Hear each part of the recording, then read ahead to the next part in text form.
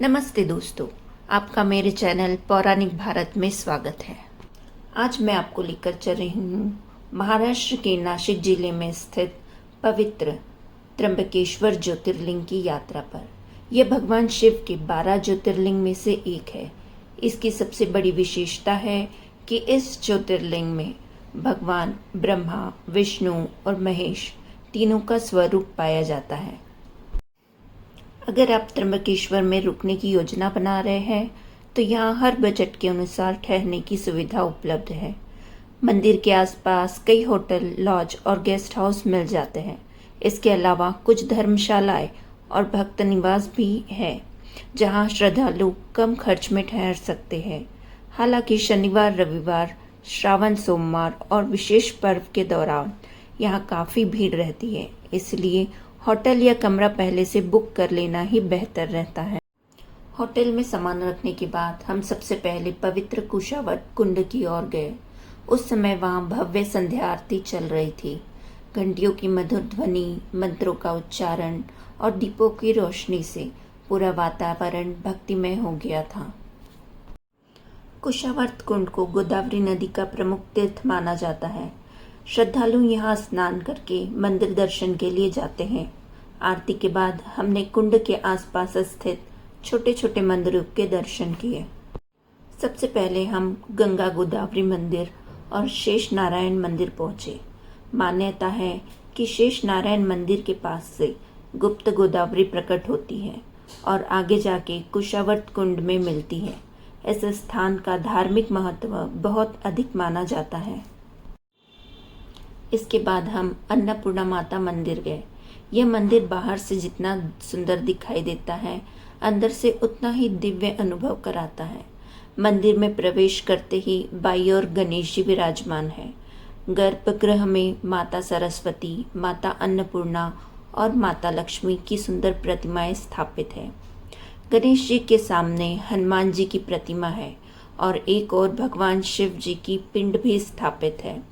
मंदिर के बाहर भैरव बाबा का छोटा सा मंदिर भी है। यहाँ श्रद्धालु दर्शन करते हैं। शाम का समय हमने इन मंदिरों के दर्शन और त्र्यंबकेश्वर की आध्यात्मिक ऊर्जा को महसूस करते हुए बिताया। अगले दिन सुबह जल्दी उठकर तैयार होकर हम करीब 6 बजे तक दर्शन के लिए लाइन में लग गए थे। सुबह जल्दी पहुंचने का लाभ यह हुआ कि करीब 2 घंटे में ही रुद्राभिषेक के साथ हमारे दर्शन हो चुके थे। अगर आप भी शनिवार, रविवार, श्रावण मास या किसी विशेष पर्व के समय यहाँ आने की योजना बना रहे हैं तो सुबह जल्दी पहुँचना सबसे अच्छा विकल्प है। एक महत्वपूर्ण जानकारी यह भी है कि मंदिर में दर्शन सुबह 5:30 बजे से शुरू हो जाते हैं और रात के 9 बजे तक आप लाइन में लग सकते हैं। इसके बाद प्रवेश बंद हो जाता है। यहाँ 2 प्रकार से दर्शन किए जाते हैं, एक सामान्य लाइन में लगकर और एक वीआईपी लाइन में लगकर वीआईपी दर्शन। वीआईपी दर्शन के लिए 200 रुपये का डोनेशन पास लेना होता है।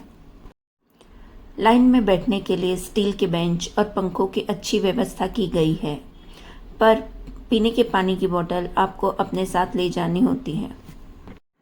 मंदिर में मोबाइल ले जाने की अनुमति होती है, जिससे आप यात्रा की यादों को संजो सकते हैं। जब हम मंदिर के अंदर पहुंचे तो वहाँ पंडित जी ने हमें अभिषेक करने के बारे में बताया। हमने भी अभिषेक करने का निर्णय लिया। अभिषेक के दौरान पंडित जी ने विधि विधान से पूजा करवाई। आम आदमी को गर्भगृह में जाने की अनुमति नहीं है, इसीलिए हमारे द्वारा अभिमंत्रित जल को पंडित जी ही गर्भगृह में जाकर ज्योतिर्लिंग पर चढ़ा कर आए और अभिषेक के बाद वही पवित्र जल और प्रसाद हमें प्राप्त हुआ। यह हमारी पूरी यात्रा का सबसे विशेष क्षण था। यदि आप चाहे तो पंडित जी अपनी फोटो भी क्लिक कर सकते हैं, जिससे यह अनुभव जीवन भर की याद बन जाता है। त्र्यंबकेश्वर मंदिर केवल ज्योतिर्लिंग दर्शन के लिए ही नहीं, बल्कि विशेष धार्मिक अनुष्ठानों के लिए भी पूरे भारत में प्रसिद्ध है।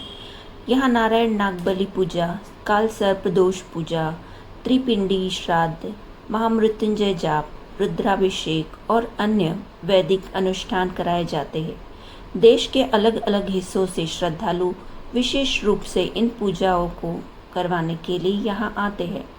दर्शन के बाद यदि आपके पास समय हो तो त्र्यंबकेश्वर के आसपास स्थित 2 महत्वपूर्ण स्थानों, पहला है अंजनेरी पर्वत, जिसे भगवान हनुमान जी का जन्म स्थान माना जाता है।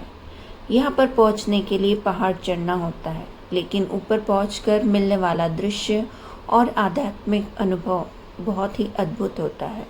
दूसरा है ब्रह्मगिरी पर्वत, जो गोदावरी नदी का उद्गम स्थान माना जाता है। यहाँ तक पहुँचने के लिए काफ़ी सीढ़ियाँ चढ़नी पड़ती है, लेकिन धार्मिक दृष्टि से यह स्थान अत्यंत महत्वपूर्ण है। कहा जाता है कि यहीं से दक्षिण भारत की गंगा कही जाने वाली गोदावरी नदी का प्रवाह प्रारंभ होता है। कुल मिलाकर त्र्यंबकेश्वर की यह यात्रा हमारे लिए केवल एक यात्रा नहीं, बल्कि एक आध्यात्मिक अनुभव थी।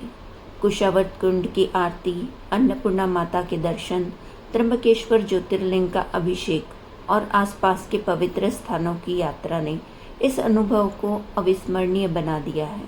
अगर आप भी भगवान शिव के भक्त हैं तो जीवन में एक बार त्र्यंबकेश्वर ज्योतिर्लिंग के दर्शन अवश्य करें। वीडियो पसंद आए तो लाइक, शेयर और कमेंट ज़रूर करें। मेरे चैनल पौराणिक भारत को सब्सक्राइब करना न भूलें। हर हर महादेव।